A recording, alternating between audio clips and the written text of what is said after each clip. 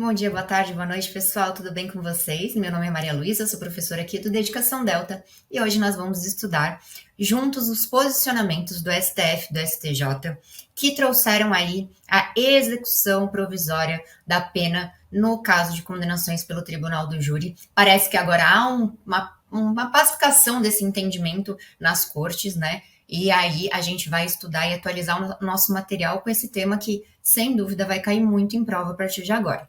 Bom, essa polêmica da execução provisória da pena, ela teve uma evolução jurisprudencial, que a gente trouxe aqui o histórico, porque tem que saber, e aí a gente vai abordar essa parte específica do Tribunal do Júri também, tá bom?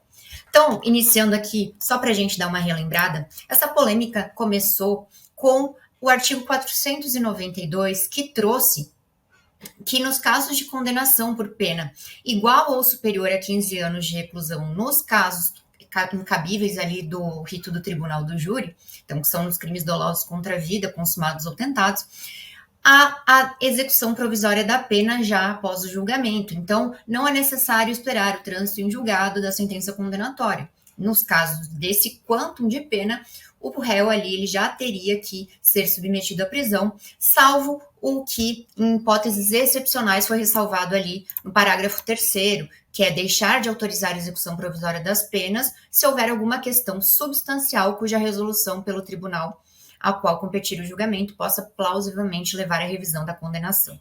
Então, a partir desse momento aqui começaram diversas decisões conflitantes. É possível executar provisoriamente a pena no júri? É uma decisão que ela ressalva aquele entendimento de não poder executar provisoriamente no caso de outros crimes? É isso que a gente vai ver. Eu trouxe aqui essa evolução da execução provisória da pena dos outros, né, nos outros crimes que não submetidos ao júri, porque isso cai em prova, o entendimento atual, qual que foi a passagem de evolução, e principalmente numa discursiva ou no moral que você tem que dar os fundamentos do porquê que era possível, porquê que não é possível. Então, eu trouxe aqui brevemente, né, para a gente entender. Então, essa possibilidade ou não de execução provisória até fevereiro de 2009, era possível sim a execução provisória da pena. Então, passou ali o acórdão condenatório de segundo grau, né? Então, um recurso ali para segundo grau, a partir dali já era possível executar.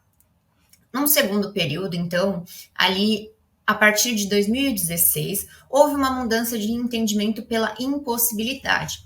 Só poderia ficar preso aquele que recaísse sobre si os requisitos da prisão preventiva. Então, era uma prisão cautelar, não uma prisão, né, de sentença condenatória. Essa prisão cautelar, logo, exigia os requisitos da prisão preventiva. Essa antecipação da pena era uma violação ao artigo 5º da Constituição, que traz que ninguém será considerado culpado até o trânsito em julgado de sentença penal condenatória. Então, vemos aí o princípio da presunção de inocência, ou da não culpabilidade, como é melhor aceito no nosso ordenamento. Então, aí tinha a impossibilidade, mas em fevereiro de 2016, e esse entendimento durou até 2019, mudou para possibilidade novamente. Então, aquele primeiro entendimento, ele voltou a ser aceito. Eu trouxe alguns argumentos, esses argumentos vocês têm que saber para discorrer numa prova. Então, seria possível, a partir de um acórdão condenatório de segundo grau, e isso não ofenderia a presunção de inocência. Isso porque os recursos ali do STF e do STJ, eles vão ver matérias de direito. Então, alguma irregularidade, uma ilegalidade naquele processo vai ser auferido no STF e no STJ. Mas os fatos, né, a análise dos fatos, a matéria fática submetida, ela só vai ser analisada em primeira e segunda instância. Logo, as condenações ali, elas poderiam sim ser executadas, já que a matéria fática, aquela conclusão, né, se a pessoa cometeu ou não o crime, ela havia sido já estabelecida a partir do tribunal de segundo grau. E aí utilizaram um argumento que até foi refutado depois, mas era a necessidade de equilibrar, né? Então, a ponderação entre o princípio da presunção de inocência com a efetividade da função jurisdicional penal. A gente vê aí muitos recursos protelatórios que podem acabar levando até a prescrição do crime, então isso acabava acarretando uma baixa efetividade na tutela penal. Esse foi o entendimento até o terceiro período. Então, o quarto período, que é o que vigorava atualmente, a partir de 2019 até os dias atuais, era pela impossibilidade. Então, a pena ela só poderia ser cumprida após o esgotamento de todos os recursos, independentemente se no STJ ou no STF, se matéria de fato de direito não importava. Após o esgotamento de todos os recursos com o trânsito em julgado. E aí, o STF, julgando algumas ADIs e ADPFs, entenderam que o artigo 283 do CPP ele era compatível com a Constituição, que trazia justamente essa possibilidade de ser preso só em flagrante delito ou por ordem escrita e fundamentada da autoridade judiciária competente em decorrência de sentença condenatória transitada em julgado. Então, tanto o artigo 283 quanto o artigo 5º da Constituição traziam uma necessidade de trânsito em julgado, entendendo que esses artigos eles não davam margem para outro entendimento. E são o 283 compatível com a Constituição e o artigo 5º ele não poderia ser visto de outra forma que não a exigência do trânsito em julgado para que aquele acusado não seja mais presumido inocente. Bom, e aí o STF vem, então, a partir dessa última decisão, né, que é a impossibilidade, quando surgiu em 2019 aquela disposição ali que a gente viu do pacote anticrime, surgiu aquela polêmica. Se é impossível eu executar provisoriamente, como que a lei veio e trouxe a possibilidade de uma execução provisória? Bom, o STF, então, depois de muitos debates, trouxe no tema 1068 de repercussão geral, já havia em 2019, salvo o melhor juízo, ali declarado que era caso de repercussão geral, e aí entendeu que a soberania dos vereditos do tribunal do júri autoriza a imediata execução da condenação imposta pelo corpo de jurados. E aí que vem um ponto que a gente vai estudar hoje, independentemente do total da pena aplicada. Tá? Essa foi a tese fixada, muito importante saber que esse ponto final aqui não era tão discutido, mas a gente vai ver o porquê. Vamos ver aqui os fundamentos da decisão. Nesse caso concreto, que foi submetido ao tribunal, o acusado ele teria sido condenado a 26 anos e 8 meses de prisão num caso de feminicídio. E aí, ele foi, né, submetido à prisão logo após a condenação pelo tribunal do júri. Em sede de habeas corpus ao STJ, ele foi solto, entendeu que não deveria ter sido feita essa execução provisória, mas o MP recorreu da decisão ao STF, fundamentando basicamente na soberania dos vereditos do tribunal do júri, né, dos jurados, que está lá na Constituição. Então vamos ver um pouquinho dessa decisão, achei ela muito rica e muito explicativa, e são esses tópicos aqui que o seu examinador vai trazer para a prova e você vai saber porque vai ler a ementa aqui. Então, o direito à vida é a expressão do valor intrínseco da pessoa humana, constituindo bem jurídico merecedor de proteção expressa na Constituição e na legislação penal. Então, a gente sabe que no Tribunal do Júri, os crimes dolosos contra a vida são julgados. A Constituição prevê essa competência, né? E prevê, ademais, a soberania do Tribunal do Júri, significando que a sua decisão ela não pode ser substituída por pronunciamento de qualquer outro tribunal. Então, em alguns casos, quando há um recurso, quando há uma prova contrária aos autos, há a anulação do julgamento e a submissão a outro julgamento. Mas um juiz ele não vai reparar aquela decisão do júri. Ele vai ser submetido a novo julgamento, se acaso ocorrer alguma das hipóteses previstas lá no CPP. Então, o Tribunal de Justiça, ele pode anular, né, ou mesmo o Tribunal Superior pode anular a decisão, mas estatisticamente é irrelevante essas condenações que vêm ser invalidadas. E aqui partimos para a parte da violação a princípio da presunção de inocência. Será que viola? Para o STF não viola a execução imediata da condenação pelo Tribunal do Júri, independente do julgamento da apelação ou qualquer outro recurso.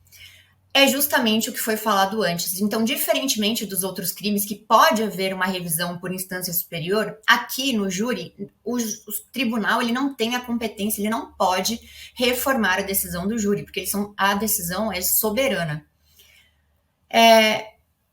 Aqui, não vou ler todos os tópicos, eu só salientei o que é mais importante, justamente o que a gente tinha falado, que essa interposição de recursos sucessivos, essa procrastinação leva à prescrição e à insuficiência da própria tutela penal. Então, a pena pode prescrever após muitos anos em que o acusado fica ali recorrendo à justiça, à morosidade. Então, há uma baixa efetividade na tutela penal se não puder executar essa pena provisoriamente. Aqui o tópico 6 é referente a essa questão de que há nulidade da condenação em hipóteses excepcionais, como a prova é manifestamente contrária à prova dos autos, então vai ter uma possibilidade de suspender a execução até o julgamento do recurso, mas não é a regra, é aquele parágrafo 3º lá do 492. Aqui o ponto 7 é o que eu quero que vocês prestem muita atenção. A execuibilidade das decisões tomadas pelo corpo de jurados não se fundamenta no montante da pena aplicada, mas na soberania dos seus veredictos. Gente, o STF entendeu que, independente da pena aplicada, pode se submeter à execução provisória da decisão do júri em segunda instância. Então, deu interpretação conforme a Constituição, com redução de texto, para excluir do artigo 492 do CPP o limite mínimo de 15 anos para execução da condenação imposta. Porque não é a pena que vai dizer se é possível execução ou não, é justamente a soberania dos vereditos. Então, isso vocês têm que ter muita atenção, que é pegadinha de prova, com certeza. Aqui no caso específico, então, que como eu tinha falado do caso concreto, o réu matou a mulher dentro de casa com 4 facadas, inconformado com o término do relacionamento. O episódio se passou na frente da filha do casal. Após a consumação do homicídio, o acusado fugiu, foi encontrado os objetos na casa dele, então uma prisão que se deu por imperativo de ordem pública. E aí fixou a tese que a soberania dos vereditos do Tribunal do Júri autoriza a imediata execução de condenação imposta pelo corpo de jurados, independentemente do total da pena aplicada. Se vocês prestarem atenção e lembrarem dessa última frase, para mim já vai ter valido essa aula, porque eu tenho certeza que isso vai ser uma pegadinha de prova. E aí, o STJ, no informativo 826, a sexta turma, ela se alinhou a esse posicionamento. A quinta turma já vinha se posicionando no sentido de possibilidade, mas a sexta turma ainda tinha decisões que, inclusive, estavam sendo invalidadas pelo STF, melhor dizendo. E aí, o STJ, a sexta turma, colocou no seu informativo 826 que não configura flagrante constrangimento ilegal a imediata execução da condenação imposta pelo corpo de jurados, independentemente do total da pena aplicada, nos termos da tese fixada do STF. Aqui só coloquei alguns pontos que podem vir, que na sexta turma era impossível, né? Então era inadmissível a execução provisória, mas que a partir ali do julgamento de repercussão geral do tema, é necessário que se alinhe ao posicionamento do STF. Então, a quinta turma, que já vinha decidindo nesse sentido, né? A sexta turma agora passa a decidir e entender que é aplicável imediatamente a pena nos ritos ali do Tribunal do Júri, né, das condenações do Tribunal do Júri, independentemente da pena, inclusive quando ela for inferior a 15 anos. Porque, novamente, o que vale é a soberania dos vereditos e não a legislação ali trazendo que é necessário uma pena igual ou superior. Bom, gente, eu acho que vocês entenderam quão relevante é essa decisão e quantos pontos ela tem que podem ser colocados em prova. Então, deem uma lidinha perto da sua prova. Eu tenho, assim, uma previsão, assim, de que vai ser muita incidência, né? Vai ter muita incidência nas próximas provas. Então, espero que vocês tenham gostado e espero vocês no próximo encontro. Digam aqui quais temas vocês querem ver e querem que a gente discuta algum julgado, alguma doutrina, que a gente vai trazer para vocês com muito carinho e muito estudo aí para as nossas provas. Obrigada e até a próxima.